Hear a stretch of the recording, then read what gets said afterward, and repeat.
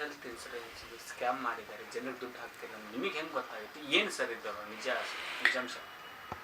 ಇದು star health ಅನ್ನೋದು ಒಂದೇ ಅಲ್ಲ, ಬಹಳಷ್ಟು ಆರೋಗ್ಯಕ್ಕೆ ಸಂಬಂಧಪಟ್ಟ ಇನ್ಸೂರೆನ್ಸ್ ಕಂಪ್ನಿಗಳು. ಯಾಕಂದರೆ ನಾವು ಮೊದಲು ಸ್ಟಾರ್ ಹೆಲ್ತ್ ಮಾತ್ರ ಅಂದ್ಕೊಂಡ್ವಿ, ಆಮೇಲೆ ಗೊತ್ತಾಯಿತು.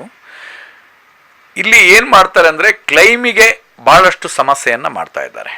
ನೀವು ಕೊಡುವಾಗ, ಇನ್ಸೂರೆನ್ಸ್ ಮಾಡಿಸುವಾಗ ಒಳ್ಳೆ ರೀತಿಯಿಂದ ಚೇರ್ ಹಾಕಿ ಕೂತ್ಕೊಂಡು ಒಂದು ಕಾಫಿ, ಕುಡಿಲಿಕ್ಕೆ ನೀರು ಎಲ್ಲ ವ್ಯವಸ್ಥೆ ಮಾಡಿ ಕೂತ್ಕೊಳ್ಳಿ, ಇದರಲ್ಲಿ ಚಿನ್ನ ಆಗುತ್ತೆ, ಇದರಲ್ಲಿ ಬಂಗಾರ ಆಗುತ್ತೆ, ಇದರಲ್ಲಿ ಬೆಳ್ಳಿ ಆಗುತ್ತೆ ಅಂತ ಬಿಟ್ಟು ಹೇಳಿ ಜನರನ್ನು ಪುಸಲಾಯಿಸಿ ಆಮಿಷಗಳನ್ನು ಒಡ್ಡಿ, ಅಂದರೆ ನಿಮಗೆ ಇಷ್ಟಿಷ್ಟು ಒಳ್ಳೆಯದಾಗ್ತದೆ ಅಂತ ಆಮಿಷಗಳನ್ನು ಒಡ್ಡಿ, ತದಾದ ನಂತರ ಕ್ಲೈಮಿಗೆ ಅಂತ ಬಂದಾಗ ನಿಮ್ಮದು ಅದು ಸರಿ ಇಲ್ಲ, ನಿಮ್ಮದು ಇದು ಸರಿ ಇಲ್ಲ, ನೀವು ಕಪ್ಪು ಪೋಟ ಬಂತು, ಬಿಳಿ ಪೋಟ ಬಂತು ಅನ್ನೋ ರೀತಿಯಲ್ಲಿ ಭಾಳ ಜನರನ್ನು ಸತಾಯಿಸುವಂಥ ಕೆಲಸವನ್ನು ಮಾಡ್ತಾಯಿದ್ದಾರೆ.